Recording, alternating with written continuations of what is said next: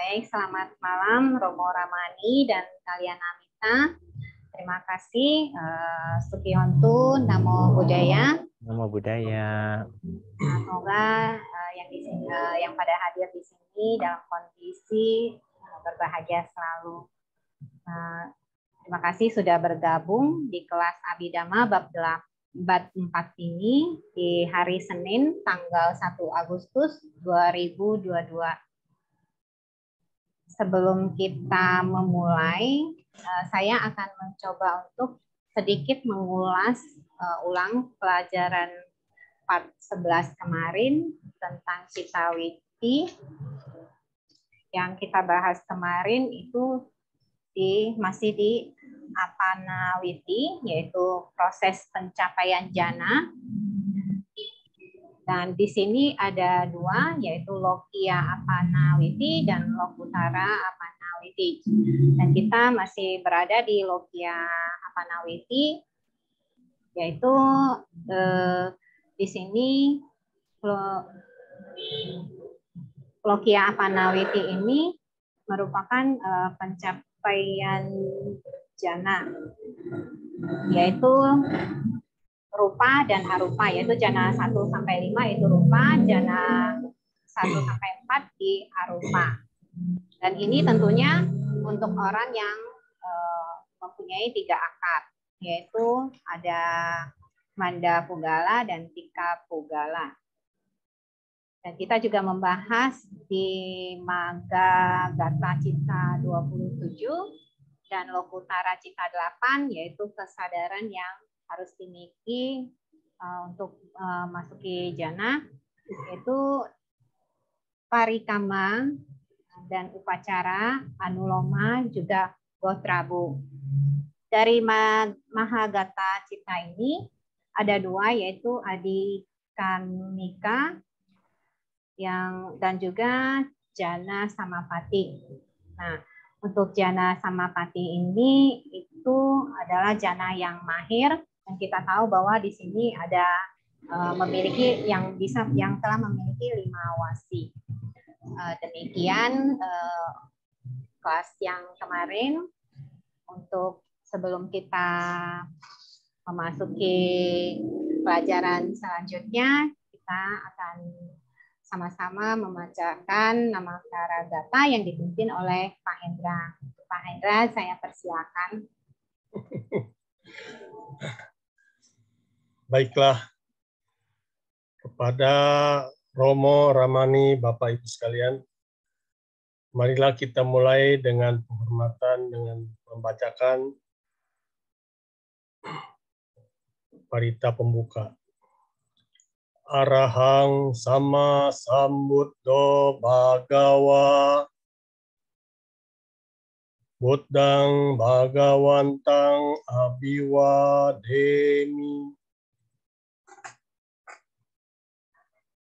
swakato bhagavata dhammo dhammang namasami supatipano bhagavato sawaka sangho sanghang namami. Mari kita bersama-sama mengucap Sabi Sata Bhavantu Sukhitata. Semoga semua makhluk bahagia. Sadu, sadu, sadu. Waktu kami kembalikan ke Bu Lucy. Terima kasih Pak Hendra. Untuk selanjutnya kepada Romo Rudi, saya silakan. Baik, terima kasih Cilusi. Teman-teman sekalian dimanapun berada, marilah kita bersikap anjali dulu untuk memberikan penghormatan dan keagungan kita kepada Buddha, Dhamma, dan Sangha. Namo tassa bhagavato arahato samma sambuddhassa. Namo tassa bhagavato arahato samma sambuddhassa. Namo tassa bhagavato arahato samma sambuddhassa. Selamat malam semuanya. Sukihontu, Namo Buddhaya. Hari ini hari Senin tanggal 1 Agustus kita mengawali bulan ini dengan melanjutkan materi pelajaran Abhidhamma Sanggaha di materi Cittawiti ya. Saya berharap teman-teman semua masih terus punya semangat yang baik untuk bisa menyelesaikan semua materi pelajaran Abhidhamma Sanggaha kita ini ya. Dan kita berharap saudara-saudara kita, kalian minta kita yang biasa mengikuti kelas ini dan sekarang sedang sakit dimanapun mereka berada, kita akan doakan menurut kita berharap ya dengan aditana yang kuat supaya saudara-saudara kita atau kalian yang sedang sakit tersebut dapat segera pulih ya. Saya ingin melanjutkan materi Cittawiti dari penambahan ya. Jadi hari ini saya mencoba untuk mengajak teman-teman untuk belajar proses Cittawiti terkait dengan kita masih bicara Cittawiti, sorry ya. Kita masih bicara Cittawiti. Oh, ada yang salah nih dengan materi. Sebentar ya, tolong. Kita hapus dulu ya.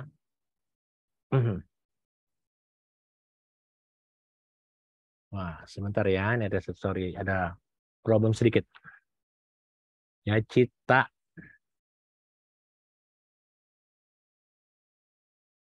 Cittawiti ya. Nah, kalau kita buat ini kena air sebentar. Saya punya sensornya tidak begitu baik. Tunggu ya teman-teman ya. Saya kena air mungkin. Proses Cittawiti ya. Nah, kalau kita bicara proses Cittawiti kan kita masih berbicara proses Cittawiti ini berada di zona di mana yang kita pelajari adalah terkait dengan pintu yang namanya Mano. Ya. Manowiti ya, Manodwarawiti ya, dari pintu batin. Manodwarawiti. Di pintu Manodwarawiti ini tentu siapa saja makhluk-makhluk yang memiliki kesadaran pintu batin ini tentu ada yang dari Kama Wacara, ada yang dari Mahagata, ada yang dari Lokutara. Dan kebetulan kita masuk ke Manodwarawiti dari proses yang namanya Lokia ya. Lokia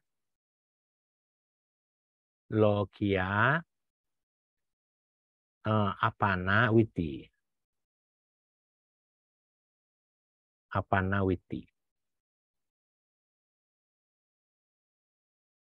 Dan di Lokia Apana Witi ini kita sudah membahas terkait dengan pencapaian jana 1 ya, pencapaian jana 1 sampai jana 5. Dan tentu kita bahas kemarin terkait dengan pencapaian abinya. Nah, sebelum kita lari kepada materi terkait dengan Lokutara, ya.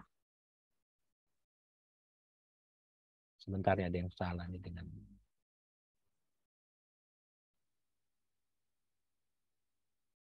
terkait dengan Lokutara ya. Sensornya dia sebentar ya, sorry ya, sensornya ini sih.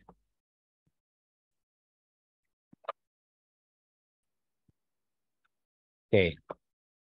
Terkait dengan di Lokutara ya, teman-teman ya. Nanti kita bicara di Lokutara Witi, Lokutara Apana Witi ini baru nanti belakangan ya. Sehabis ini saya ingin memberikan tambahan terkait dengan pencapaian arupa tentu ya. Karena arupa itu kan pencapaian arupa itu kan teman-teman harus tahu di arupa itu ada yang namanya, siapa yang masih ingat dengan saya punya materinya nih, kita bisa lihat materi ini adanya di bab 1 ya, di bab 5 terkait atau di bab berapa ya terkait dengan 31 alam kehidupan. Sebentar, 31 alam kehidupan kalau tidak salah di bab 5. Ya. Nah, teman-teman bisa lihat ya.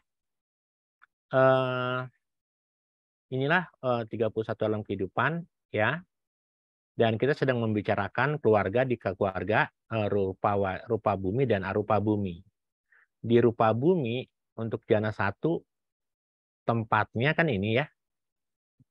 Kita bicara tempatnya ya, makhluknya. Karena kita bicara yang namanya Pugala. Ya, kalau kita bicara Pugala, maka tempatnya di sini, bernama jana 1. Jana 2 di sini, jana 3 di sini, jana 4 dari sini sampai sini. Kalau kita berbicara terkait dengan Sutta Pitaka. Tapi kalau kita bicara Abhidhamma Pitaka, maka ini jana 1, ini jana 2, ini jana 3 juga, ini jana 4, dan ini baru jana 5 ke atas ini ya. Nah, teman-teman, sekarang kita membahas tentang arupa bumi nih. Di arupa bumi ada 4 alam, dan alam ini sama dengan kesadarannya, yaitu Akasanan Cayatana, Winyanan Cayatana, Akincanan Cayatana, dan Newasanya Nasanya Yatana. Kalau teman-teman pernah belajar di bab 1 terkait dengan kesadaran ini, ya, bahwa saya coba memberikan pemahaman sedikit lagi, mungkin nanti tolong diingatkan lagi YouTube-nya di bab 1 ya. Kenapa kita bisa mencapai jana arupa gitu ya. Tadi saya katakan bahwa jana arupa ini didapat dari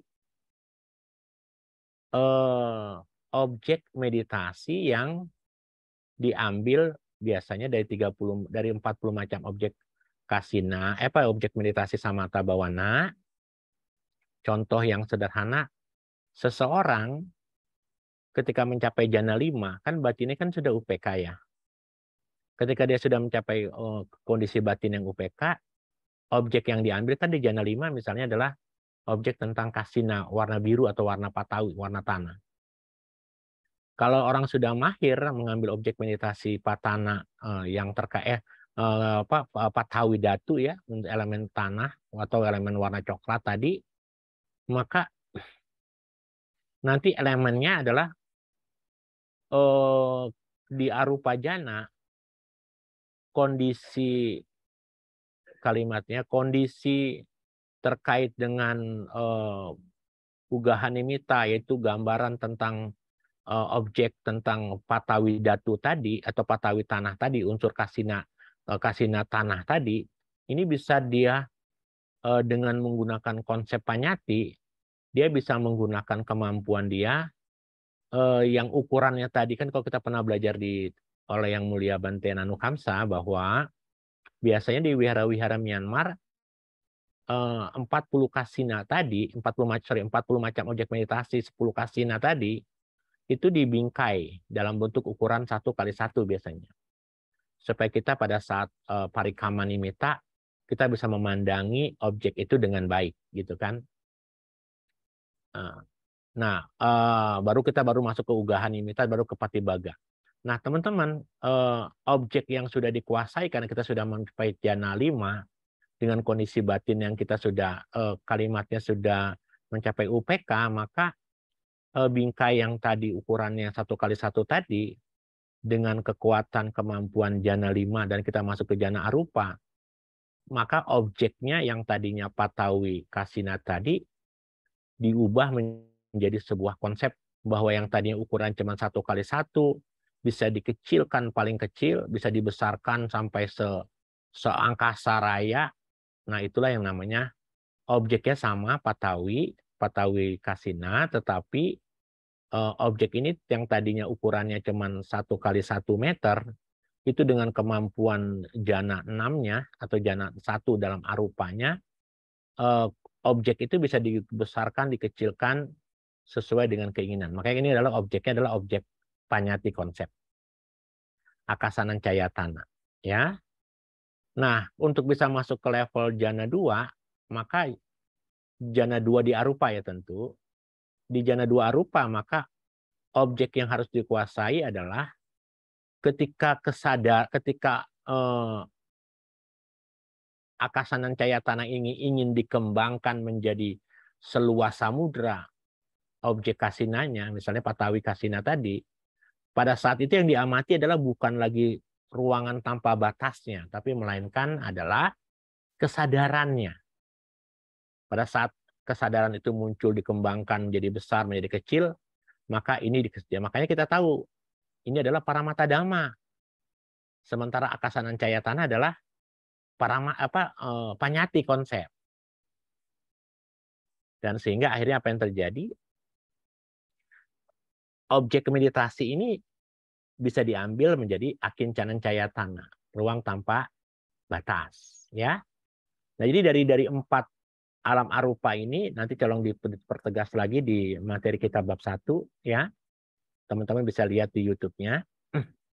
Objek ini newasanya nasanya tanah dan objek winyanan cahaya tanah adalah objek yang paramata. Sementara objek akasanan cahaya tanah dan akinan cahaya tanah adalah objek panyati konsep.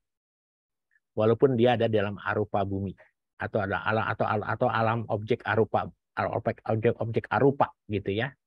Jadi teman-teman bisa dibayangkan ini, jadi dari 4 arupa jana ini, yaitu akasanan cahaya tanah, winan cahaya tanah, akincanan cahaya tanah, dan newasanya nasanya tanah ini 2 yang konsep, 2 yang paramata gitu ya, biar teman-teman tahu. Nah, sekarang bagaimana seseorang bisa mencapai bisa mencapai arupa gitu ya. Kok saya belum berbicara tentang Niroda Samapati. Saya ingin mengajak teman-teman belajar tentang objek pencapaian jana tadi, yang jana non materi ya, atau jana arupa ya. Saya ingin menggunakan whiteboard, mudah-mudahan sudah ada kebenarannya ya, karena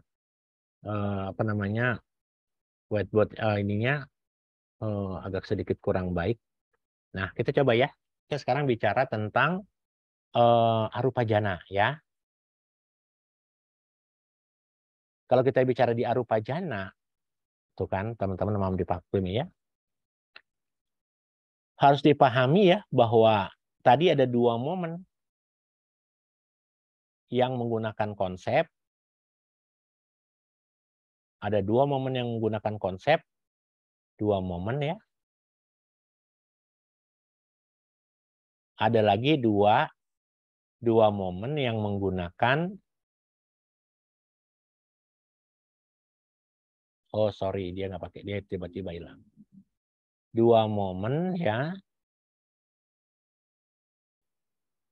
2 momen yang menggunakan panyati. Paramata. Ya. Paramata. Paramata dhamma.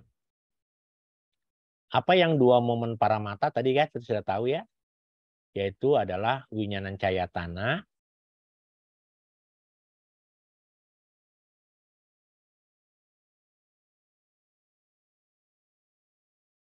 ya teman-teman.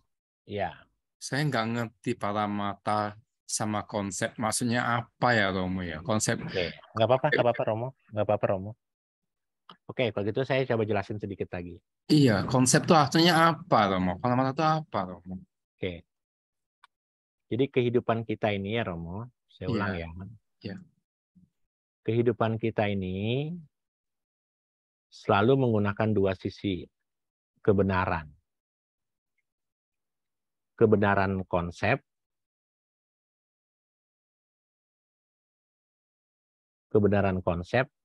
dan kebenaran paramata. Paramata. Ya, ini kebenaran hakiki. Ya, ini kebenaran hakiki. Ini kebenaran panyati.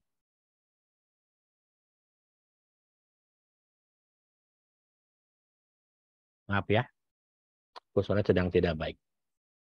Oke, kita lanjut lagi ya. Kehidupan kita yang 24 jam ini selalu dalam satu hari 24 jam ya.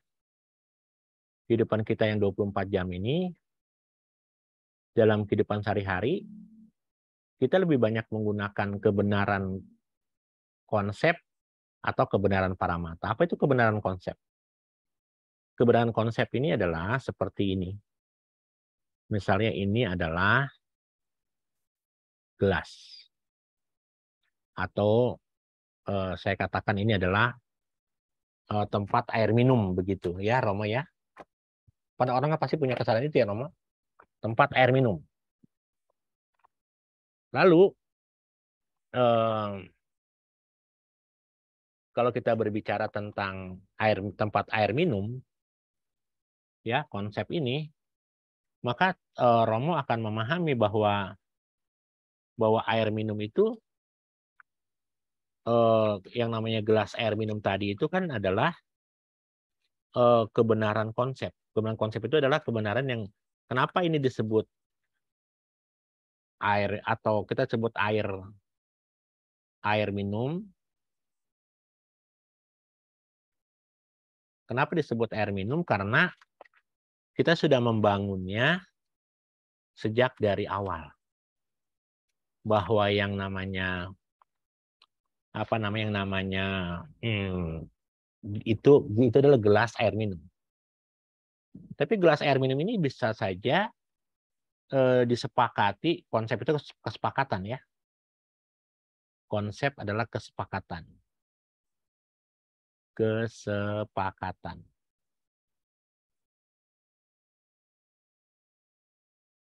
Jadi ini ya kalau Romo mengenal ini sebagai gelas aqua, bahkan kita sebutnya jadi aqua merek. Ya, air minum ya Romo. Ke konsep panyati atau konvensional bisa saja.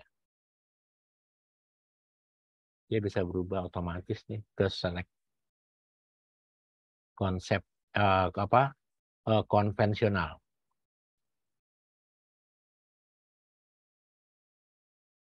Itu langsung mutar dengan sendirinya. Ya. Konsep atau panyati ini, maka yang namanya gelas air minum ini dianggap sebagai aqua.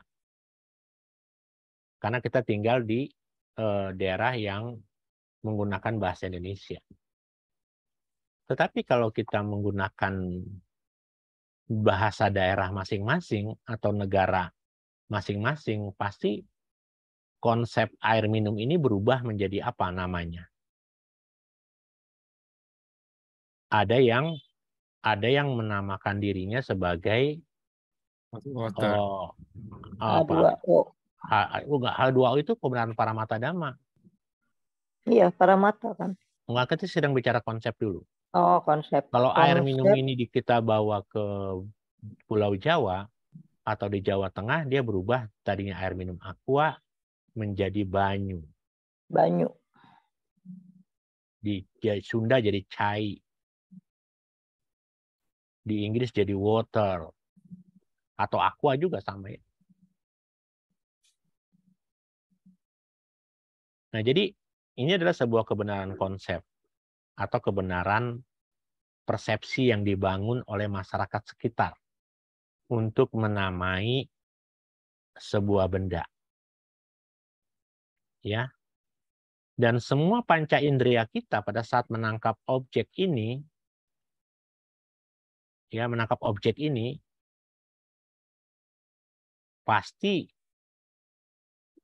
ya, di masa mendatang, karena ini sudah kita bangun konsep dan bahkan kita turun-temurunkan konsep ini kepada anak kita, bahwa ini adalah merek gelas aqua atau air minum, ketika ini kita berbicara dengan orang-orang, anak kita berbicara dengan orang-orang di Pulau Jawa sana atau di daerah daerah-daerah yang mungkin masih menggunakan bahasa tradisional yang kental, pasti anak kita akan terjadi perdebatan dengan anak yang ada di sana.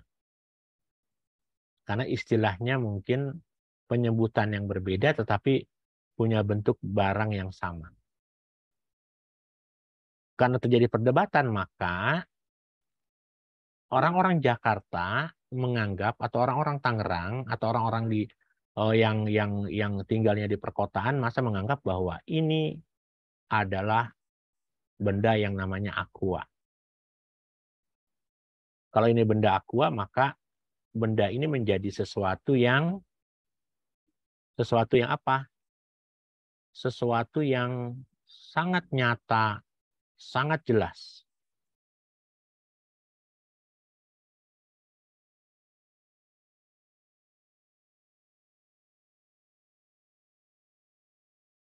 Nah, ketika ini menjadi sesuatu benda yang sangat nyata dan sangat jelas, maka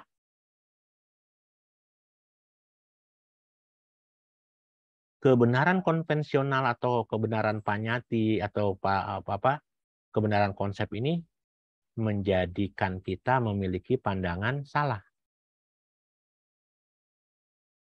Kenapa pandangan salah? Karena kita menganggap bahwa sampai kapanpun yang namanya gelas plastik ini dengan diisi oleh air putih, pasti namanya adalah aqua.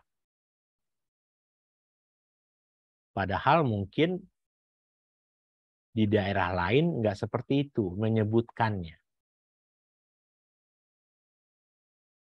Nah, ketika ada orang yang membantah, orang lain membantah, ini bukan aqua, Anda salah. Yang benar adalah banyu. Maka yang terjadi pasti akan menimbulkan kilesa baru. Akan terjadi perdebatan sehingga terjadi kilesa yang berkembang dan tentu akan berujung dengan yang namanya perbuatan tidak baik dan itu akan berakibat kepada penderitaan. Inilah konsep yang selalu kita bangun setiap hari. Kalau saya ketemu sama orang yang sangat saya sukai, saya akan merasa bahagia. Kalau saya ketemu sama orang yang menyebalkan saya, yang menyakiti saya bencinya minta ampun. Padahal saya membenci dia, saya menyukai dia, kejadiannya sudah sesuatu yang sangat lama dan panjang. Kejadiannya sudah berpuluh-puluh tahun. Contoh sederhana ketika Anda bertemu dengan mantan kekasih Anda di masa waktu SMA dulu misalnya. Ketika Anda bertemu lagi dengan orang itu hari ini, Anda akan timbul rasa bahagia. Kenapa akan timbul rasa bahagia? Karena orang ini dianggap sesuatu yang nyata dan jelas, yang nggak pernah berubah. Kenapa tidak pernah berubah? Karena tubuhnya sudah berubah. Tapi Anda punya perasaan memori masa lalu Anda, kalau sudah terekam senang, Anda ketika ketemu sama orang ini senang. Ketika Anda sudah tidak suka dengan orang ini, maka Anda membenci orang ini, maka Anda sudah terekam dengan tadara mana dengan tidak senang, maka ketika Anda ketemu dengan orang ini, maka Anda tidak senang. Berarti orang ini dari 20 tahun yang lalu, 30 tahun yang lalu, dia adalah sesuatu yang nyata, sesuatu yang kekal. Berujung kepada kekekalan. Kekekalan. Terus hubungannya dengan objek ijana itu gimana ya Romo? Ada yang banyak. Nah, kan saya belum sampai, kan saya belum ngomongin konsep para mata dhamma, Rom. Oh ya. Ya. Ya. Jadi sesuatu yang jelas sekali dianggap nyata dan kekal. Jadi menganggap semua objek itu kekal. Ya. Maka kalau sudah menganggap semua objek itu kekal, kalau Anda selalu menggunakan konsep para mata dhamma, pasti timbulnya yang namanya awija, kekotoran batin, kebodohan batin. Ya.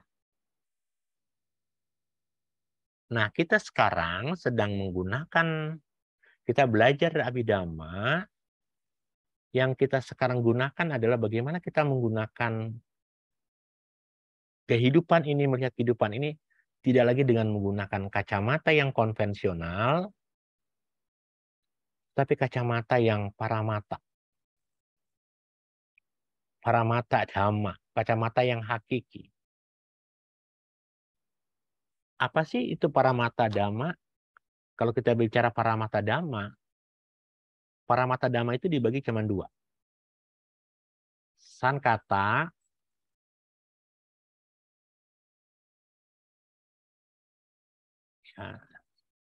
sankata, sakat ya, dan asankata.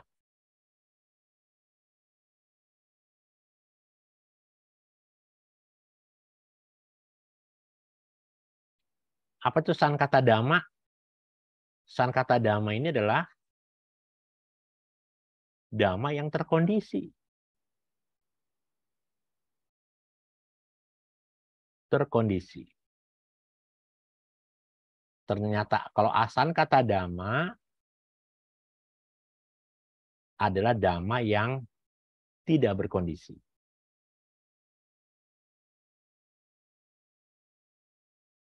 Lagi error saya punya itu ya. Tidak berkondisi. Nah, tentu yang tidak berkondisi ini adalah nibbana kan?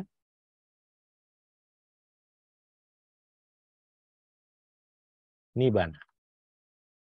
Apa yang berkondisi itu hanya cita, cetasika, dan rupa. Karena cita-cita sika rupa itu saling berkondisi dia. Anyamanya sahajata pacayana pacayu. Ya. Saling mengkondisikan gitu ya. Nah, sekarang kita lihat. Kalau kita menggunakan kehidupan ini tidak belajar dhamma, maka yang selalu kita gunakan adalah kebenaran konsep atau panyati. Kalau kebenaran konsep atau panyati, maka semua benda yang kita temui dalam 6 benturan panca indera kita, atau 6 pintu kesadaran kita, pasti akan menimbulkan bahwa benda ini, barang ini, sesuatu ini adalah milikku. Dia itu istriku, dia itu anakku, dia itu ini rumahku. Ini ketika terjadi perubahan, maka perubahan itu tidak bisa kita terima. Dan ketika tidak bisa menerima, maka timbullah yang namanya, karena kita kalau tidak bisa menerima perubahan, kan kita punya pandangan salah. Karena kita menganggap bahwa benda itu sesuatu yang kekal, karena tidak mau berubah. Karena tidak mau berubah itu, maka kita timbul adalah yang namanya kekotoran batin yang selalu muncul setiap saat. Kalau Anda punya pandangan konseptual, konvensional, panyati, maka Anda tidak pernah akan lepas dari yang namanya lingkaran kehidupan yang disebut samsara. Samsara ini akan membuat Anda terus lahir lagi, dan Anda tidak akan pernah keluar dari bumi 31 alam kehidupan. Ya. Jadi karena kita bagaimana kita menggunakan semua kehidupan ini dengan kacamata paramata dhamma. Kacamata paradhamma itu kan adalah cita, cetasika, dan rupa. Berarti ini belajar di Abhidhamma nih. Nah, apa keuntungan kita belajar Abhidhamma dari sisi paramata dhamma? Ada 3 keuntungan kita kalau kita belajar paramata dhamma.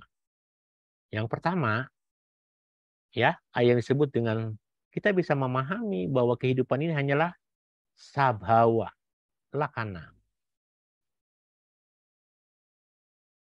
Sabhawa, lakana. Apa itu sabhawa lakana? Sabhawa itu adalah sifat alamiah. Sifat alamiah. Jadi ketika anak kita sudah mulai dia tumbuh dengan dewasa, dia sudah punya pacar, dia punya kehidupan sendiri dengan pacarnya, itu sifat alamiah manusia yang tumbuh dan berkembang. Sehingga saya tidak perlu lagi meragukan akan kedewasaan anak saya. Tapi nggak bisa, dia harus mendapatkan jodoh yang sesuai, karena dia adalah anakku. Kalau kita sudah bicara dia anakku, maka saya sudah mengkonsepkan kebenarannya menjadi kebenaran konvensional.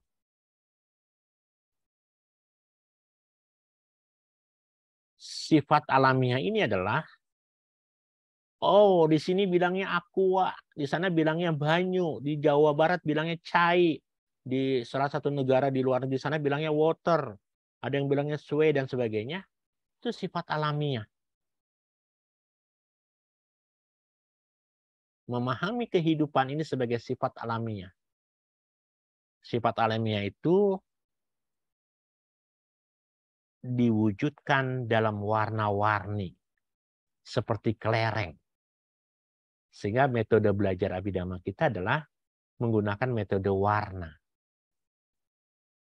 Oh, loba itu warnanya merah, maka sifat alamiah adalah aku salah. Oh, loba itu ada yang plus, ada yang minus. Kalau yang plus berarti dia somanasa, yang minus berarti dia UPK. Itu sifat alamiah yang harus kita sadari. Oh, kebencian itu adalah penolakan terhadap sesuatu yang tidak menyenangkan menurut kita. Dan itu bisa karena ajakan, bisa karena dorongan dari sendiri, atau karena bisa juga ajakan orang lain. Itu sifat alamiah yang disebut sabhawa lakkhana.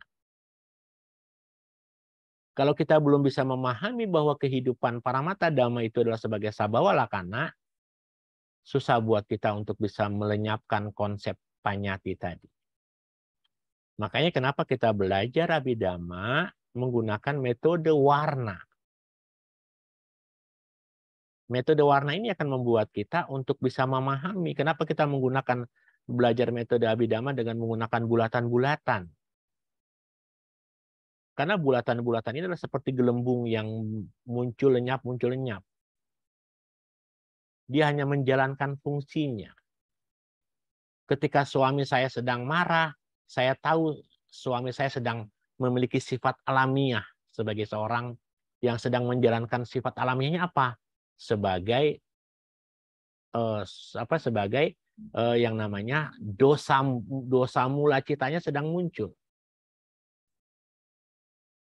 Betapa enaknya kita ketika kita belajar samatha bhawana, kita belajar Abhidhamma ya terkait dengan proses sifat alamiah sabhawa lakkhana ini, maka kita bisa memahami semua fenomena yang terjadi dari kehidupan ini, baik itu melalui pintu mata, telinga, hidung, lidah, dan tubuh, semuanya sifat alamiah saja. Istri kita marah, alamiah. Istri kita sayang, alamiah saja. Karena mereka sedang menjalankan fungsinya masing-masing. Sehingga minimal dengan memahami ini, kemelekatan kita mulai berkurang, kesedihan kita mulai hilang, mulai berkurang, kita bisa memahami semua fenomena sebagai sifat alamiah saja, yang tidak ada yang pantas dan layak untuk kita ngototin gitu kalimatnya. Oh, sekarang sedang untung, ya ini sifat alamiah saja. Oh, sekarang sedang rugi, ini sifat alamiah saja, karena manusia tidak pernah luput dari 8 kondisi dunia. Yang disebut sebagai sabhawa lakkhana. Yang kedua, setelah sabhawa lakkhana dipahami ya Romo, kita akan mengerti yang namanya sankhata lakkhana. Sankhata.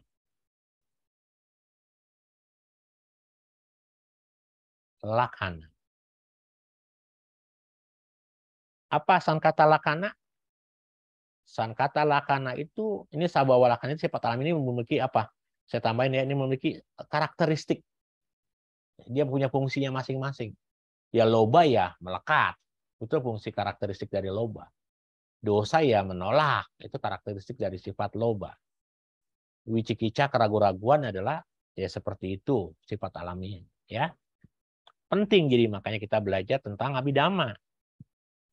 Nah kalau sankhata lakkhana kita memahami bahwa yang namanya loba ketika muncul, dosa ketika muncul, lalu moha ketika muncul, udaca, kukuca, wicikica, cetasika yang muncul semua itu pasti terkondisi. Terkondisi itu artinya pasti ada yang menyertainya, ada kondisinya. Nggak mungkin dia berdiri sendiri.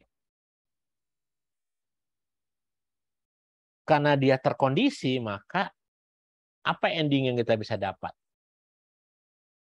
kita bisa memahami bahwa Sabhawa Lakkhana ini, kalau kita bicara ending kebahagiaan yang kita dapat dari Sabhawa Lakkhana ini adalah apa? Sangkata Lakkhana. Kalau Sabhawa Lakkhana kan kita bisa memahami bahwa cita, cetasika, rupa itu hanyalah gelembungan, gelembung air, atau gelembung, atau kalimatnya yang lebih cocok adalah terkait dengan gelembung atau kelereng. Kelereng saja.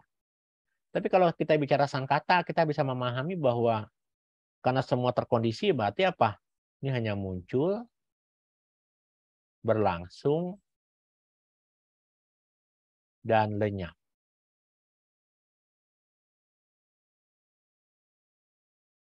Upada titibangga. Pentingnya kita memahami kehidupan. Kalau kita punya pahaman tentang Paramata Dhamma, nggak ada yang kalau saya suka nonton yang namanya Mahadewa. Ya, Mahadewa itu hidup, kalau saya bukan karena itu cerita agama lain, tetapi saya melihat si Mahadewa ini sudah melaksanakan Paramata Dhamma. Anaknya saja, walaupun dipenggal kepalanya, ya mati, nggak ditolongi gitu loh. Diganti dengan kepala gajah yang jadi Ganesha tadi. Nah ini kalau kita bicara, kalau orang sudah memahami bahwa kehidupan itu hanyalah Sabhawa Lakkhana, Sangkata Lakkhana, maka dia tidak akan pernah ngotot kalimatnya. Harus mencapai sesuatu.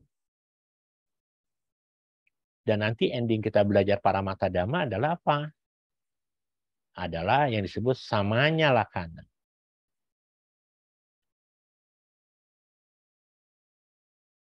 Lakkhana. Apa itu samanya Lakkhana? Karakteristik dari yang universal. Apa itu universal? Ya semua hanya anicca. Ya, hanya duka, hanya anatta. Jadi kalau kita memahami ini hanya semua dukanya anicca, duka, dan anatta, maka kehidupan kita, dari situ kita bisa tahu ya Romo, kalau kita belajar Abhidhamma, maka kita bisa selalu menggunakan kacamata yang kita gunakan adalah kacamata Paramata.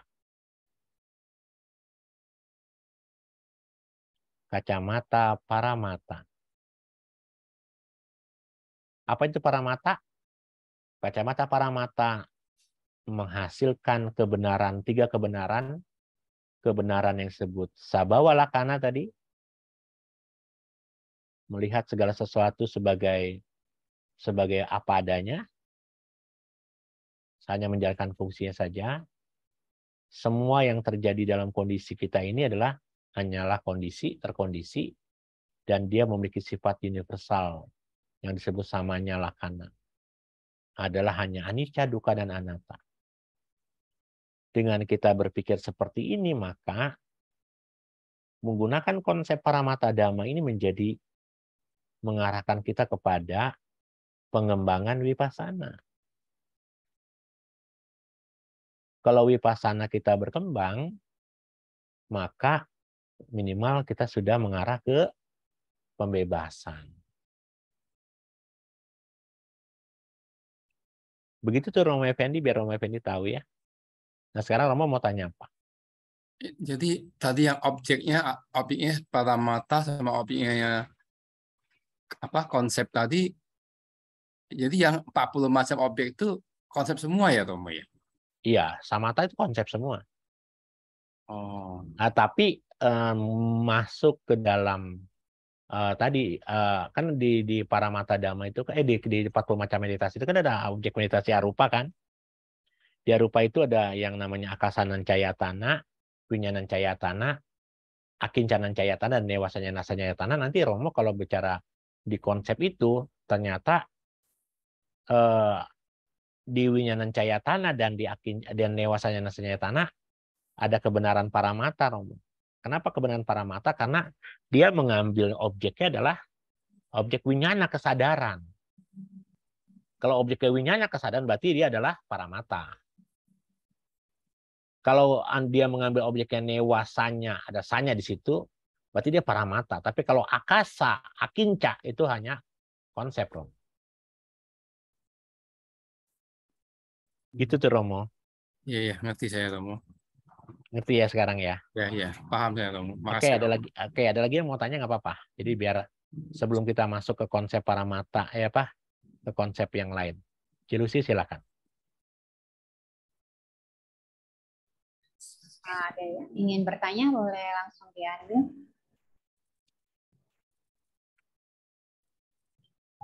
Tapi ada lagi Romo ya. Waktu kemarin tuh belajar tuh empat objek yang arupa itu dia bilang diperluas, expand tuh masih diperluas ya Romo ya. Iya, jadi begini. Nanti Romo lihat lagi di bab 7. Yang di lain bab 1 kita ya. Yang lain nggak bisa diperluas itu Romo ya. Jadi kalau kita duduk meditasi nih Romo. Iya.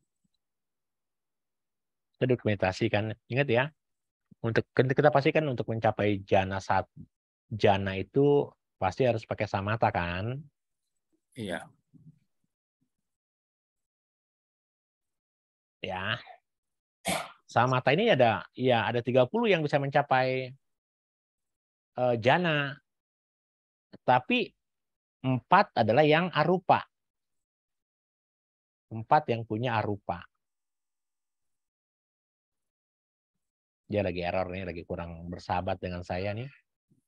Ya, 4 adalah arupa punya. Kita Romo tahu ya bahwa orang mencapai jana itu harus berurutan, naik tingkat dia. Gitu kan?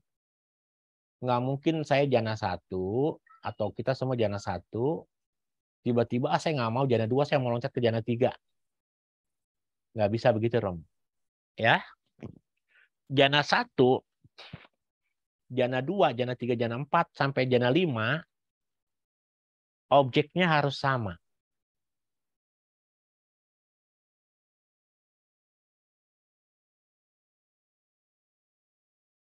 Makanya disarankan oleh para yogi kita, di bukunya Abhidhamma Sanggaha ya. Kalau teman-teman tahu, ada 3 dari 40 kan hanya 30. Tapi dari 30 itu pun yang bisa mencapai jana 5 kan nggak banyak kan? Ya. Yang mencapai jana 5 kemarin apa saja tahu kan? Nah, terus ketika sudah mencapai jana 5, batinnya apa? UPK. Contoh yang bisa mencapai jana 5 adalah kasina 10. 10 kasina. Ada perwujudan warna biru, ada patawi. Kalau kasina 10 itu ada warna biru. Dan biasanya objek meditasi itu oleh teman-teman di Myanmar biasanya mereka bingkai. Dia bikin bingkai. Ukurannya 1 kali 1 meter biasanya. Di bingkai ini ditemplokin tanah liat. Jadi unsurnya adalah patawi. Patawi ya. Patawi. Ini patawi. Pada saat parikama nimitta, si meditator yogi mengamati ini dengan mata tanpa berkedip. Itu namanya parikama. Selesai dikuasai nih witaka wicaranya ke objek ini, ya. Ini kalau menatap ini ya, dia menggunakan 2 nimi. Itu kan ada parikama. Masih ingat ya Romo ya? Parikama nimitta. Aduh. Saya hapus ya biar teman-teman enggak. Saya harus nulis pakai parikama nimitta. Ya, parikama nimitta. Dia melihat, matanya membaca, terus ditutup nih. Ditutup, objek ini harus terlihat dengan jelas pada saat kita tutup dengan jelas, masih dia munculnya namanya ugaha nimitta. Kalau ugaha nimitta berarti objek yang 1x1 ini, gitu ya Romo ya, 1x1 ini ditutup matanya oleh si Payora Yogi, tapi bisa kelihatan jelas, tapi kadang jelas, kadang enggak, kadang jelas. Itu namanya ugaha nimitta. Tapi kalau objek ini ditutup dengan mata, seperti dia bisa melihat seperti mata telanjang, maka dikenal sebagai patibaga nimitta. Nah, patibaga nimitta ini adalah setara dengan sudah bisa mencapai jhana. Masuk ke apana samadhi. Artinya, objek ini bisa masuk ke jhana 1, bisa mencapai jhana 2. Karena dia apa yang objeknya sama, yang dihilangkan adalah faktor batinnya saja.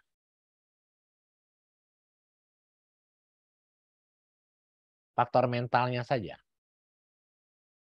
Untuk bisa mencapai jhana 1, 5 faktor mental harus nyatu, yaitu witaka, wicara, piti, sukha, dan ekagata. Pada saat dia nanti masuk ke jhana 2, objeknya sama, patawi, kasina, mencapai patibaga nimitta, tapi yang dihilangkan faktor mentalnya, yaitu witaka. Terus ini witaka, wicara, piti, sukha, dan ekagata.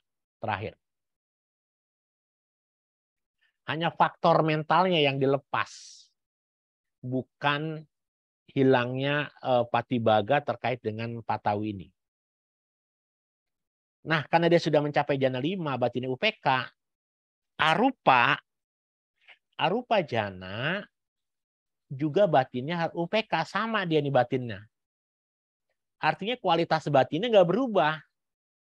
Sebenarnya nggak berubah. Tapi yang berubah, kalau ini adalah objek matter, materi, kalau menuju objek arupa, berarti harus tanpa materi, harus tanpa non-materi. Objek yang diambil apa? Yang pertama adalah akasa.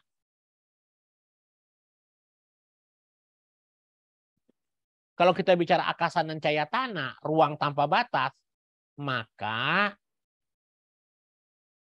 objek patawi yang ada 1x1 meter ini sudah tidak lagi diamati sebagai materi, tapi sebagai ruang tanpa batas. Jadi ini dikembangkan sampai tanpa batas. Bisa setinggi langit, sekecil jarum, seruangan wihara, dengan kemampuan non-materi tadi. Dari apa? Dari kesadaran batin yang UPK ini, dari objek patawi kasina ini. Dia kembangkan.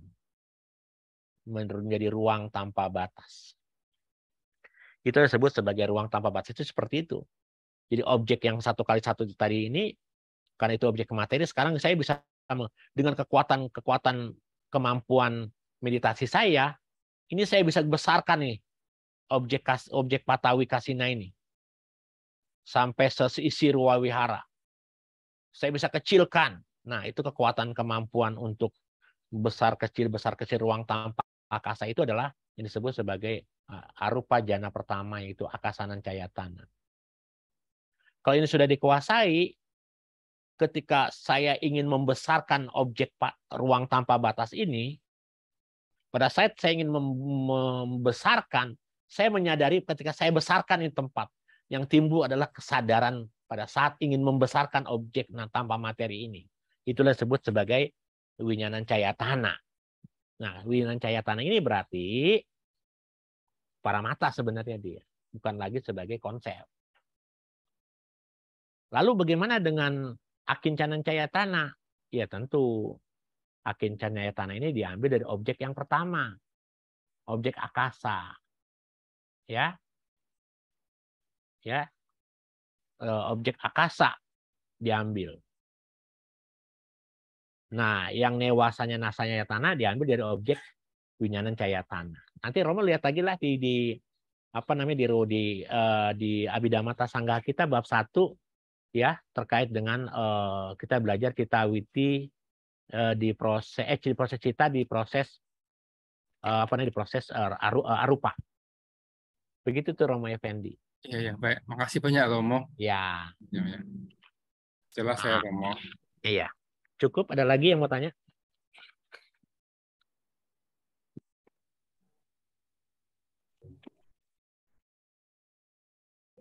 Jika ada yang ingin bertanya, boleh dipersilakan, bisa langsung unmute.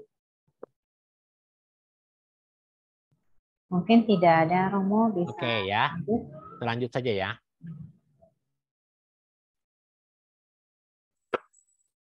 Lanjut. Nah, saya ingin mengajak teman-teman terkait dengan kesaktian tadi abinya, ya. Kemarin kita tahu ya, apa itu abinya? Abi, sebenarnya kalimat abinya kan dari abinyana kan?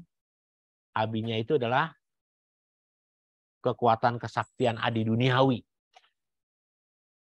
Seseorang bisa mencapai kekuatan kesaktian adi duniawi ini kalau dia menguasai seluruh jana.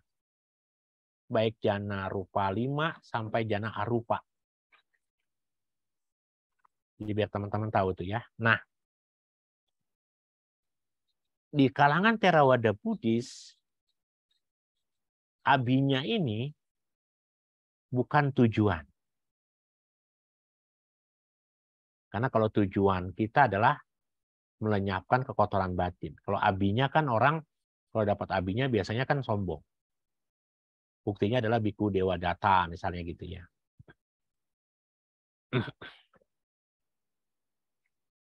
Nah, kita akan melihat bagaimana caranya proses witi yang terjadi kalau seseorang bisa mencapai abinya. Tapi untuk bisa mengetahui itu, abinya itu ada 7. Kalau kita belajar abinya kan ada 7. Tapi di bukunya Yang Mulia Bante Asin Kemida kita akan tahu bahwa abinya itu bisa ada kan 5 ya biasanya ya.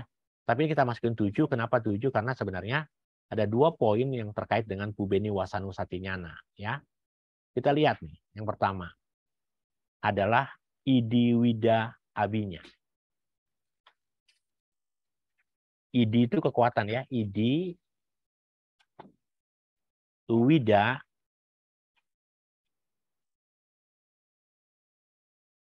abinya.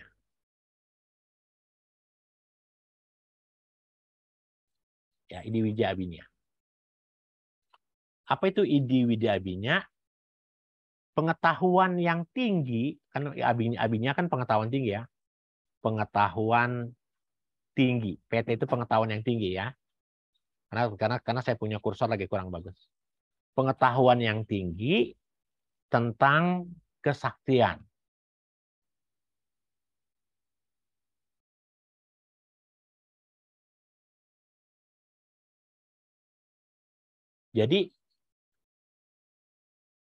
Jadi untuk proses kognitif atau proses pencapaian citawitinya tadi harus dimulai semua dari jana 5. Dia masuk ke jana 9, turun ke jana 8, turun ke jana 4, jana 7, jana 6, jana 5, keluar dari jana 5, beraditana, masuk lagi jana 5, baru bisa mencapai idi wida abinya. Dia tahu tentang kekuatan-kekuatan kesaktian. Dia punya pengetahuan tentang kekuatan kesaktian. Entah itu dibacaku, entah itu dibaca. Dia punya pengetahuan saja. Dia punya pengetahuan. Yang kedua terkait dengan dibasota. Tahu kan dibasota ya? Dibasota. Dibasota adalah telinga dewa. Pengetahuan tinggi gitu ya, pengetahuan yang tinggi tentang telinga dewa.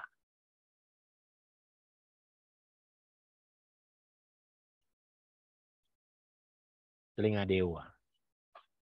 Dibasota juga dikenal sebagai istilah palinya ya. Dibasota datunyana.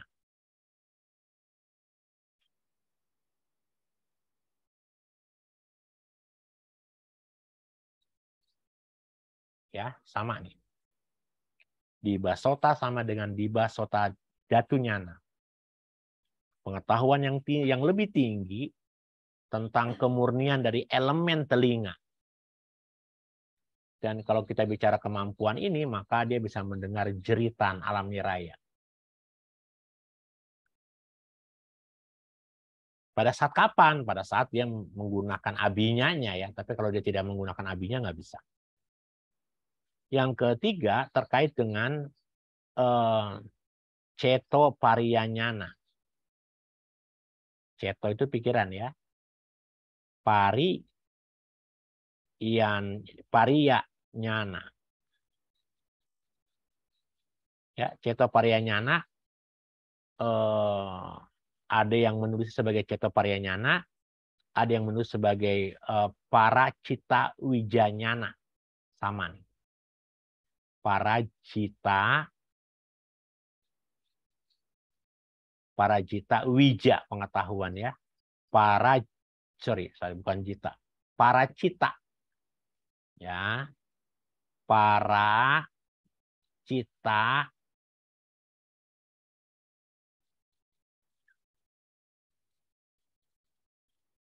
cita wijanyana.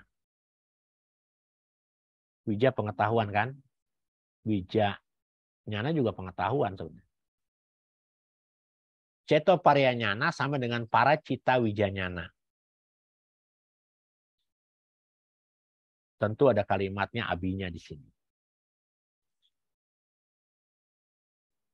Abinya.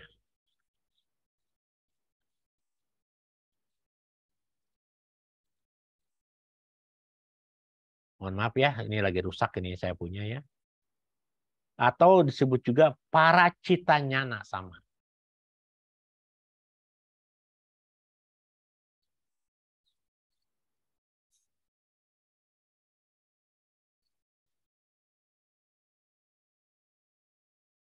Jadi teman-teman akan menemukan tiga ini nih.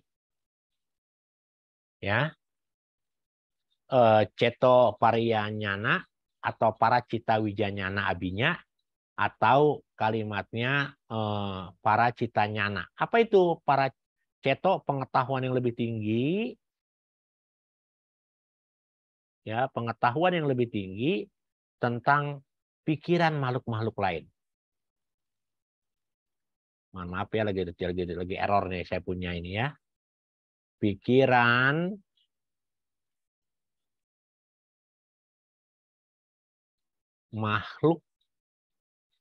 makhluk lain. Tapi teman-teman nanti harus paham ya bahwa ketika kita berbicara pikiran makhluk lain, maka yang bisa dia baca adalah pikiran di momen itu.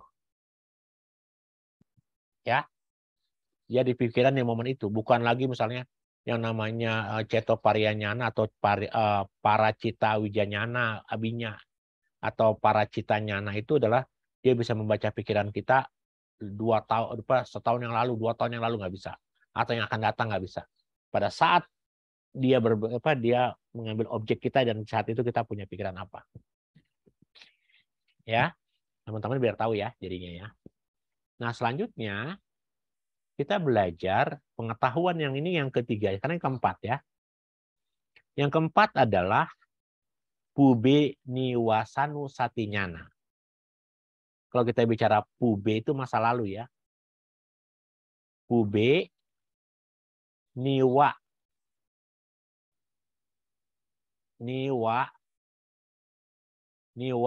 sanu.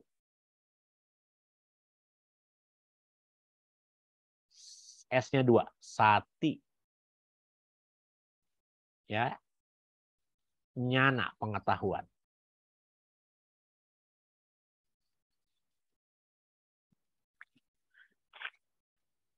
Pube niwa sanu sati nyana.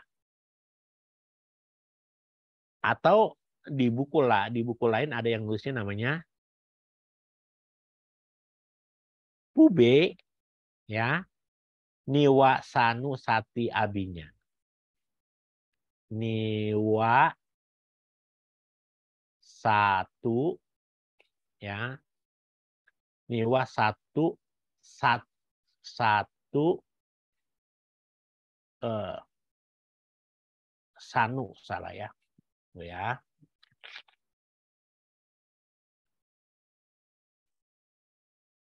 Pube ya, pube niwa sanu. Sati abinya.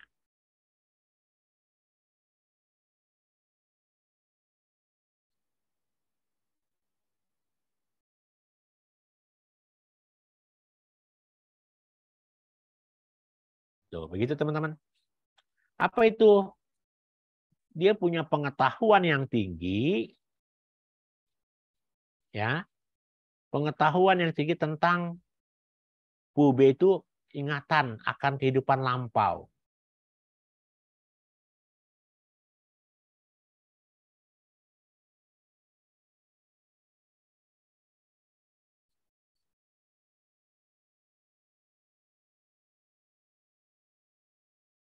Akan kehidupan lampau. Dan yang 1, 2, 3, 4, 5 ya.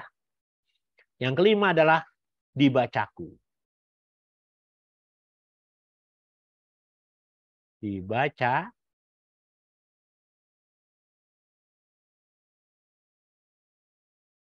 Dibacaku abinya.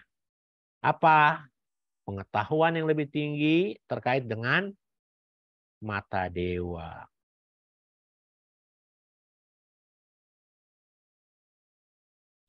Mata dewa. Ya. Lalu yang keenam nih. Yang keenam adalah ini yang biasanya teman-teman harus nanti ada penggabungan ya, saya jelaskan. Ini baru. Ya ka ya ta. Ya ta kamu paganya. Kamu ya, M-nya 2 ya, sorry ya.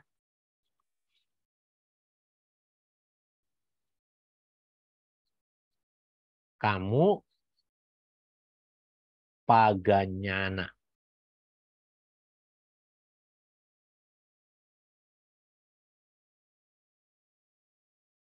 Ya. Atau paga abinya. Yata kamu paga abinya. Apa ini? Pengetahuan yang lebih tinggi tentang kelahiran sesuai dengan karma.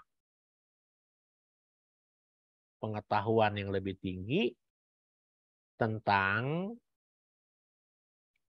kelahiran-kelahiran yang sesuai dengan karma. Oh, ini karmanya apa jadi lahir dari sini. Ya, kenapa jadi binatang? Karma apa? Karmanya ternyata habis melakukan pembunuhan apa, habis melakukan apa, itu kekuatan seperti itu. Yang ketujuh, yang terakhir adalah anagata. Tahu anagata apa? Anagata, anagatang tuh jadi gitu ya. Anagatang, anagatang sanyana.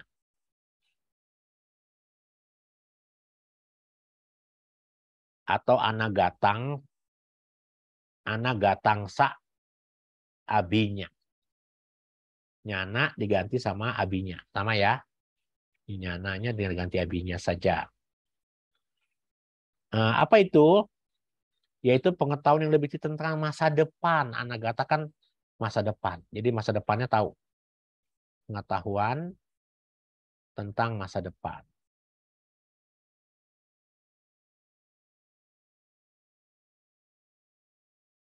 Nah, sekarang kan pertanyaan begini. Biasanya kan Romo saya taunya bahwa abinya yang Lokia ya, itu kan cuma ada 5. Kenapa ini ada 7? Ya, kenapa teman-teman?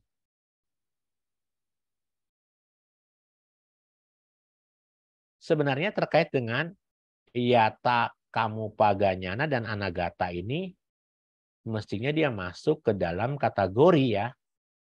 Kategori adalah kalau kita lihat dia masuk ke dalam kategori yang disebut sebagai satu kelompok ya, yaitu dia bisa melihat tentang kelahiran tumima lahir, itu kan karena kekuatan kama kan, kehidupan masa lalunya dan masa depannya seperti apa.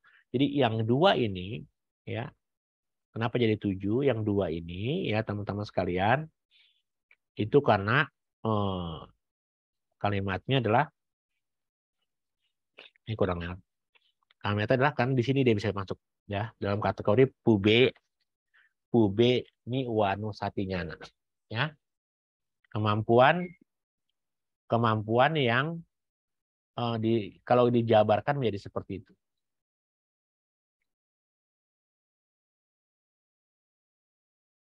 Jadi kalau seseorang ya bisa menggunakan kesaktiannya, idi wida abinya, seperti apa contohnya nih? Bisa membelah dirinya menjadi 2, bisa menduplikasi jadi banyak. Itu kayak gitu ya, idi wida abinya. Nah, nanti kalau teman-teman nanti belajar di Abhidharma ya, kenapa Anda bisa mencapai abinya nanti ya, yang jana 1 misalnya nih. Idi widya abinya, gimana caranya?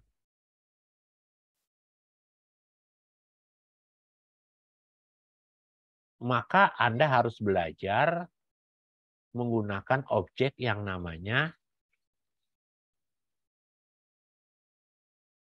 ya kalimatnya Anda harus menggunakan 8 kasina secara berurutan.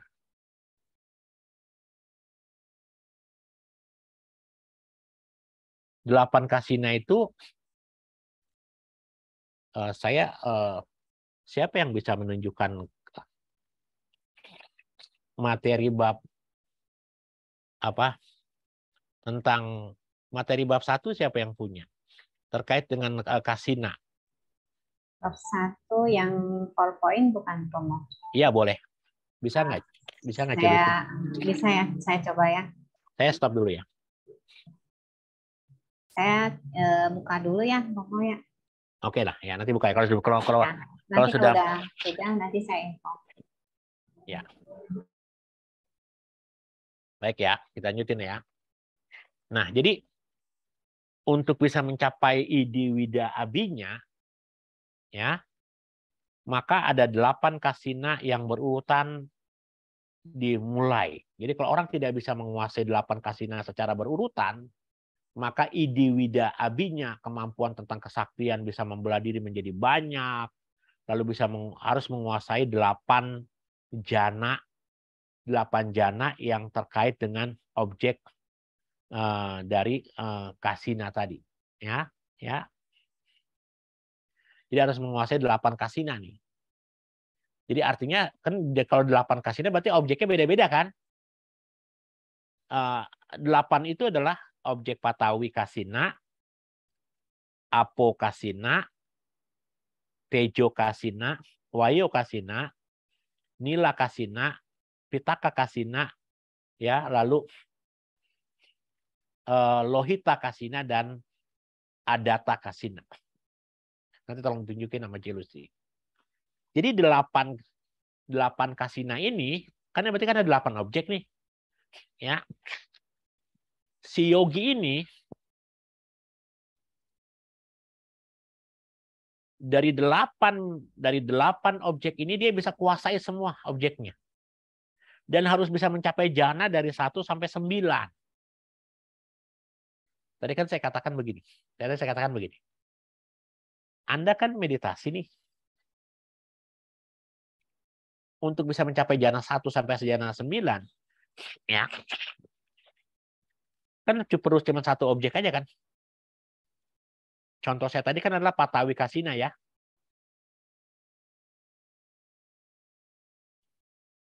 Patawi kasina. Tetapi ini untuk bisa mencapai kekuatan idi yang ini, Anda tidak hanya menguasai patawi kasina, tetapi hampir menguasai 8 kasina yang lain. Jadi artinya Ketika Anda masuk jana menggunakan Patawi Kasina, Anda bisa mencapai jana 1 sampai jana 9. Ketika Anda menggunakan Tejo Kasina, Anda bisa mencapai jana 1 sampai jana 9. Artinya Anda punya kemampuan spesialis menguasai jana 9, tapi dengan 8 objek Kasina.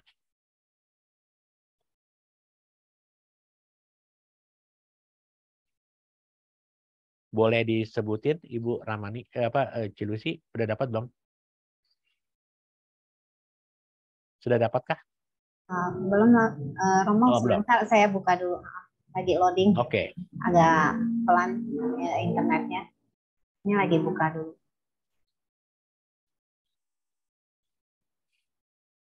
Oke ya, sekarang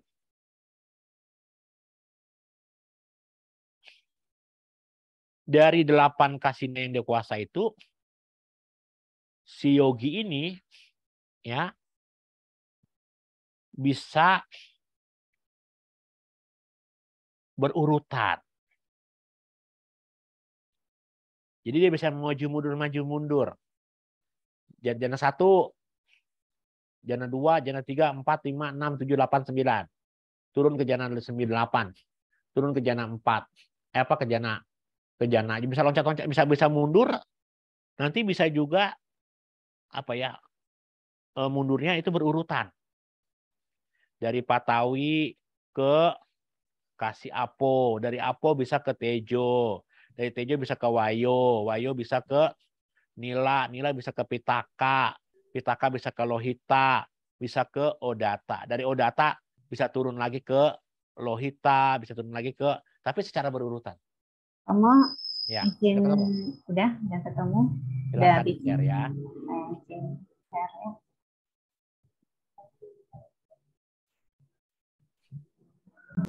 Apa sudah muncul, Romo? Sebentar, belum. Mungkin loading. Ya, coba cari yang objek Kasina 10. Halaman berapa ya?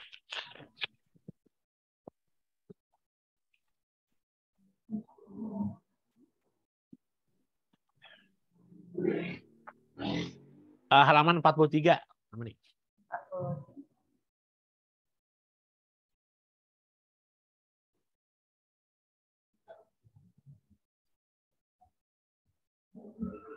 43. Ini internetnya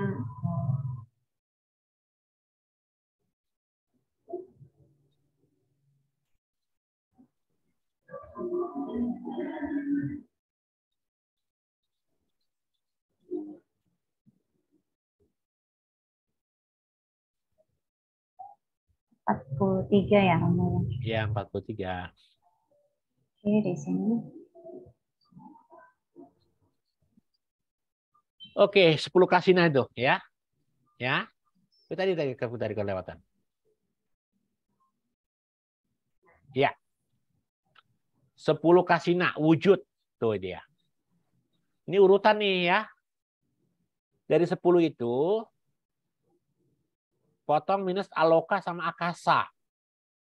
9 10 tuh nggak ada. 10 kasina. Patawi, Apo, Tejo, Wayo. Sebenarnya kan tulisannya harus adalah Patawi Kasina, Apo Kasina, Tejo Kasina, lalu Wayo Kasina, Nila Kasina, Pitaka Kasina, Lohita, dan Odata. Gitu kan? Kalau orang ingin menguasai 8, tadi kalimatnya adalah orang bisa menguasai 9, sorry ya, yang saya mulai 10. Jadi Anda menguasai 9 menguasai kemampuan bisa membelah diri menjadi 10, menjadi 8, 9, maka ada beberapa syarat. Makanya kenapa kok yang namanya abinya itu bukan tujuan akhir, karena susah gitu loh. Apa susahnya? Yang pertama, untuk bisa menguasai itu, Anda harus bisa menguasai 8 jana, 8 objek jana. Sorry, kalimatnya apa ya? Dari 10 kasina ini, Patawi Kasina, Apo Kasina, Tejo Kasina, Wayo Kasina itu Anda harus kuasai. Jana 1 Patawi Kasina, jana 2 Patawi Kasina, jana 3 Kasina, jana 4 ini kasina kan. Nanti setelah saya kuasai semua, saya ambil objek yang lain, yaitu apa? Apokasina. Jana 1 apokasina, jana 2 apokasina, jana 3 apokasina. Nanti setelah saya kuasai, saya ambil yang tejo. Itu kan berarti kan ada ngambil 8 spesialis gitu loh. Ya. Selain itu baru 1 nih, karena harus ada 8 syarat, ada sekian syarat. Supaya Anda punya kemampuan yang tadi saya sampaikan adalah ID, kekuatan yang sangat kuat yang disebut sebagai ID Wida Abinya ya. Yaitu setelah menguasai 8 kasina ini, Anda harus mampu maju mundur. Dari 8 kasina ini ada mampu maju mundur. Dari Patawi langsung tiba-tiba ke Apo. Apo tiba-tiba langsung pindah ke Wayo, bayangin tuh. Dikuasai sampai menguasai itu. Supaya kekuatan abinya baru muncul. Kalau nggak itu nggak bisa. Ya. Atau yang berikutnya Anda tadi kan urutannya kan mundur ya. Lalu yang ketiga maju. Kalau mundur kan berarti kan dari Odata ke Lohita, dari Lohita ke Pita ke Nila ke Wayo ke Tejo ke Apo ke Patawi kan. Nah, yang ketiga syaratnya harus bisa maju mundur. Tadi bisa mundur, yang pertama bisa menguasai 8, bisa mundur, bisa maju mundur. Ya. Setelah itu bisa apa? Setelah itu ya jana materi halus yang pertama hingga jana materi yang keempat harus dikuasai. Turun lagi yang materi yang A. Turun lagi Ibu Cilusi terkait dengan 4 alam arupa. Lagi, ini dia. 4 arupa tanpa materi. Ya. Dia menguasai 8 kasina tadi, dan yang berikutnya dia harus menguasai jana arupa. Ya. Dan jana arupa ini haruslah dia menguasai dari jana pertama, yaitu akasanan cayatana, winyanan cayatana, akincanan cayatana, dan newasanya nasanya yatana. Itu harus dikuasai. Lalu yang berikutnya, yang ke 1, 2, 3, 4. Yang kelima, jana yang tadi yang jana yang arupa tadi nih, ya jana yang tadi arupa, itu dia bisa kuasai secara mundur. Ya. Lalu dia bisa kuasai secara maju mundur. Sama, ya. Lalu dia bisa lompat nih. Dari jana kasina ke jana arupa. Bayangin tuh. Ya. Setelah dia bisa lompat, yang berikutnya, ya, dia bisa melompati jana, misalnya kita ke kasina lagi. Misalnya kasina, Ibu. Apa, Ci? Cilusi. Yang halaman berapa, Romo? Ya itu ya Patawi ya. Misalnya yang berikutnya adalah dia dari Patawi kasina bisa loncat di jana 1. Dia bisa keluar langsung dia ambil objeknya misalnya Lohita.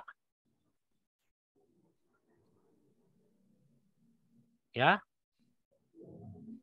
Lalu yang berikutnya ya dia bisa memotong kalimatnya dari kasina Patawi ini, ya, dia bisa potong pas saat masuk jana berikutnya, langsung dia ke Nila. Atau dia langsung ke Lohita. Dia bisa langsung potong tuh. Meditasi dari jana 1 nih, saya misalnya jana 1 pakai Patawi misalnya. Tapi di tengah jana 1 berjalan, saya bisa potong langsung ke Lohita misalnya, objeknya. Atau ke Nila, atau ke yang lain. Untuk bisa mencapai abinya. Ada berapa poin tuh diingetin ya? Tolong Cilusi diingetin. Yang berikutnya tadi berapa sih? Berapa poin ya? Ya, 1, 2, 3. Ada kurang lebih 14 poin Cilusi. Ya, 14 poin. Ya. Jadi yang berikutnya tadi kan memotong objek ya. Lalu memotong faktor-faktor mental. Gila ya. Kan turutannya kan witaka, wicara, piti, suka, dan ekagata ya. Artinya jana 1 kalau mau ngilang ke jana 2 kan wicara yang hilang, witaka yang hilang. Ini bisa langsung loncat dia. Dari jana 1 bisa ke jana 3. Bisa loncat ke jana 5. Tuh, ya. Lalu bahkan kalimatnya ya, yang ke berikutnya, yang ke-13, si yogi ini kalau bisa mencapai abinya tadi, dia tiba-tiba mampu bisa memastikan ketika dia masuk ke jana 3, dia bisa memastikan saya masuk jana 3. Saya langsung masuk jana 5. Jadi dia bisa langsung masuk ke jana yang nggak perlu dari 1, 2, 3, 4, 5 dulu. Dan yang terakhir, objeknya haruslah objek kasina. Objek kasina itu ada 8 tadi ya. Yang tidak termasuk adalah aloka sama akasa. Makanya tadi kenapa ditanyakan aloka sama akasa bagian dari panyati konsep. Berarti ada 14 syarat. Sekarang Cilucit tolong close. Saya mau masukin ke saya punya. Cilucit close dulu. Ya. Jadi teman-teman, untuk bisa mencapai ini syaratnya harus ada 14 syarat. Bayangkan susah nggak kalau gitu untuk mencapai idi wida abinya? Susah banget ya. Makanya kenapa tadi saya mengatakan di kalangan Buddhis Theravada, abinya bukan tujuan. Karena susah sekali. Kalau abinya adalah tujuan, Anda kehilangan waktu. Anda harus menguasai 8 jana dengan 8 objek jana yang berbeda-beda hanya untuk mencapai 9 jana. Romo boleh bertanya, Romo? Boleh. Romo, kalau untuk pencapaian ini ya, mungkinkah di kehidupan lampaunya dia sudah pernah berlatih dan telah istilahnya pernah mencapai suatu tingkat dalam meditasi itu, mencapai jana itu, di kehidupan sekarang ini dia berlatih lagi dan itu bisa muncul lagi gitu. Ya, nih. Jadi makanya Cilusi untuk menjawab ini ya, nanti kita baca di bab 5 ya Cilusi. Nanti Cilusi kita akan tahu ya, ini kan pencapaian jana nih Cilusi ini. Orang-orang makhluk-makhluk yang lahir di sini alam Brahma Parisaja, Brahma Purahita, ya Maha Brahma, berarti mereka adalah jana 1 nih. Mereka yang lahir di sini Paritaba, Apamanaba, Abasara, jana 2. Nenek moyang kita menurut Aganya Sutta dari lahir dari sini. Abasara. Ini jana berapa dia kuasai? Jana 2. Makanya waktu pertama kali kita manusia pertama, tubuhnya bercahaya. Karena Abasara itu artinya ada alam yang berkilau, yang berseri. Jadi makhluk pertama kali yang datang ke bumi menurut Aganya Sutta adalah alam Abasara kan? Ya. Tubuh manusia pertama kali berkilau. Sehingga kenapa kau lahir pertama kali bersilau? Karena ada efek. Nanti kalau saya pernah bicara sama di bab 8 nih kalau saya yang terakhir ya kita ya. Kalau seseorang keluar dari jana, ya keluar dari jana nih, ya keluar dari jana ya, kan nggak serta-merta dia langsung bangkit dari duduk meditasinya kan? Pasti ketika dia keluar dari jana, dia akan merilekskan tubuhnya. Kalau orang keluar dari jana 5, batin masih mahakusala. Kalau batinnya mahakusala berarti dia dalam kondisi masih menggunakan manodwara. pintunya masih pintu batin, belum pintu pancadwara.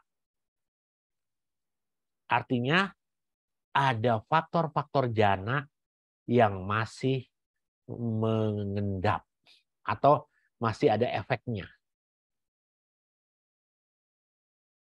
Kalau orang nanti kita di bab 5 kita bicara ya, Cilusi,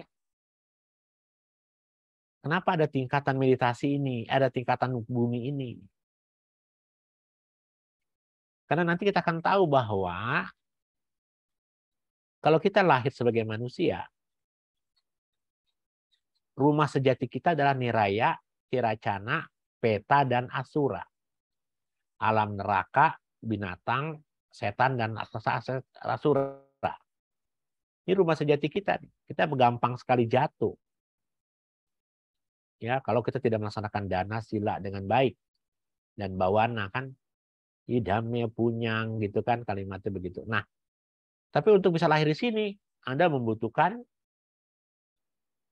dana yang hebat, bawana yang cukup, supaya Anda bisa lahir di sini. Atangga sila yang baik. Tapi makhluk-makhluk yang lahir di alam kama wacara, ada kemungkinan jatuh di alam apaya. Tapi mereka-mereka yang mencapai jana, nanti kita akan bicara di bab 5 ya. Jana 1, jana 2, 3, ketika dia jatuh, nggak mungkin langsung ke alam niraya. Makanya kebanyakan di zaman Sang Buddha misalnya, seseorang yang hanya mengamati satu helai selampe bisa mencapai kesucian. Ceritanya kan bukan lagi cerita hari itu dia melakukannya kan, tapi dia sudah menimbun parami di masa lalu, mungkin di zaman-zaman ketika dia sudah lahir di alam-alam ini. Jadi memang Cilusi ya, bahwa ketika seseorang bisa meditasi dengan baik, pasti di masa lalu sudah sering meditasi. Dan minimal dia adalah seorang yang dihetuka pugala. Dihetuka pugala. Dan seorang yang dihetuka pugala itu berarti 3 akar dia ya.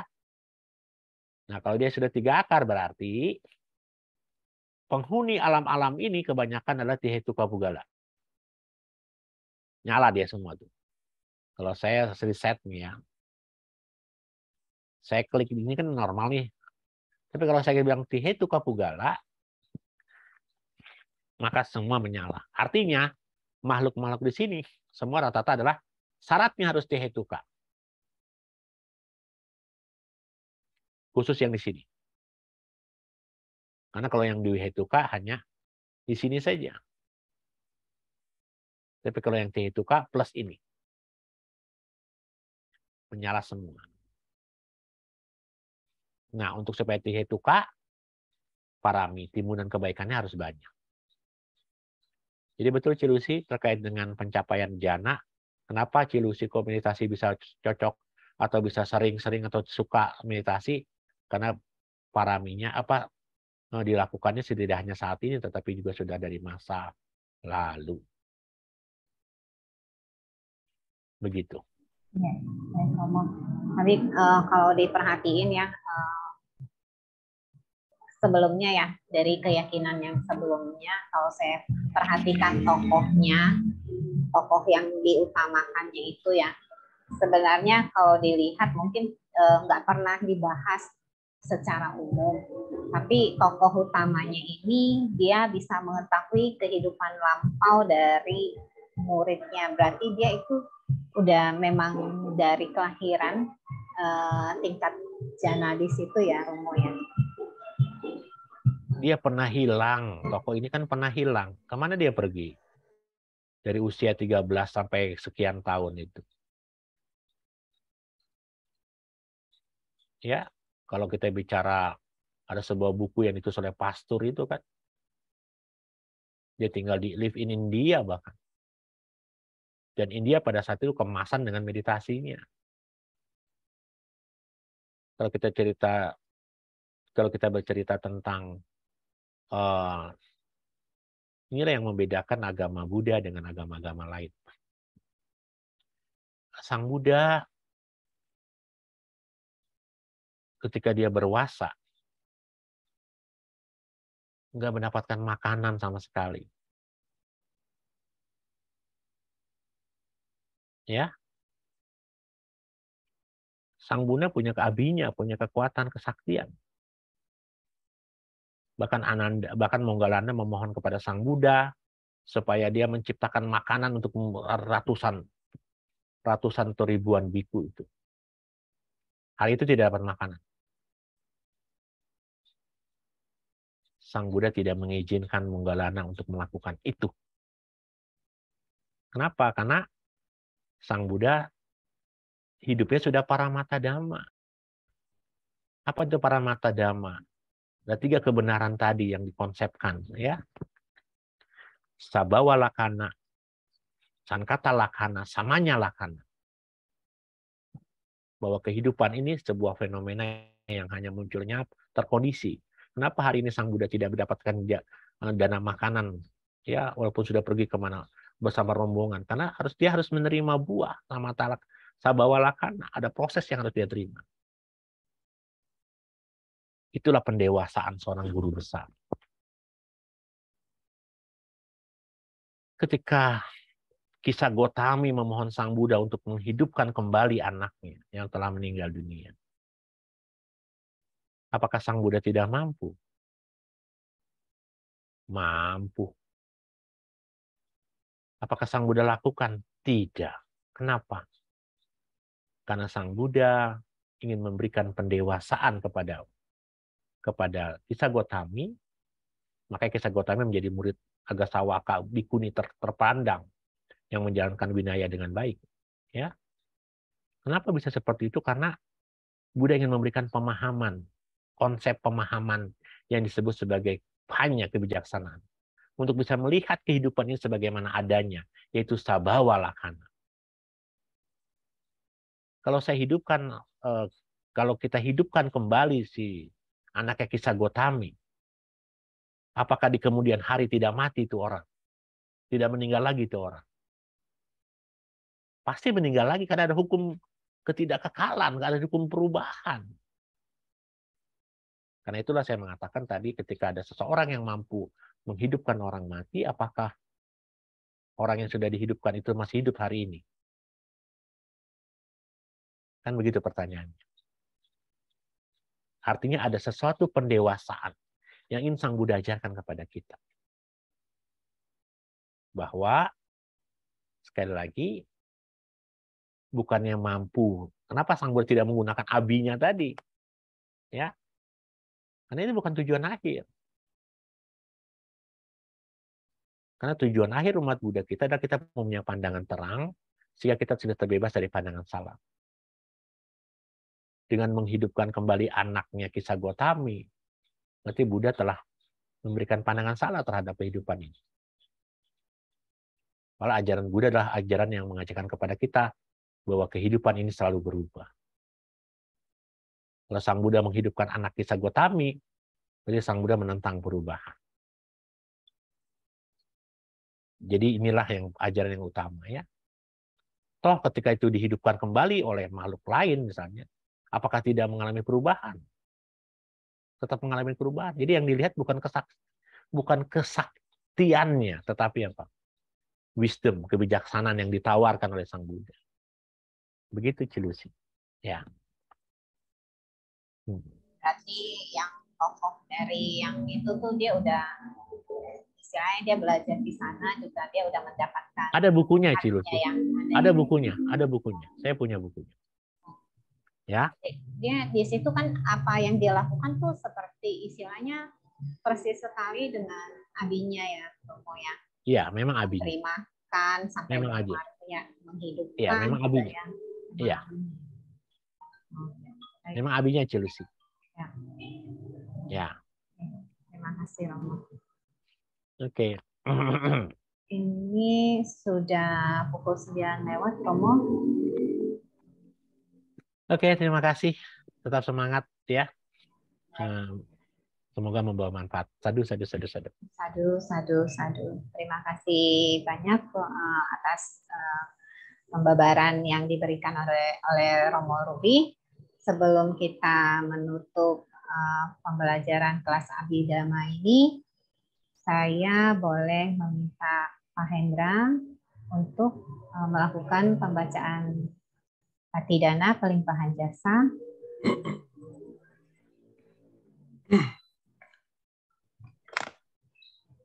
Baiklah, pada Romo, Ramani, Bapak, dan kalian minta sekalian, marilah kita tutup pembelajaran ini dengan Patidana.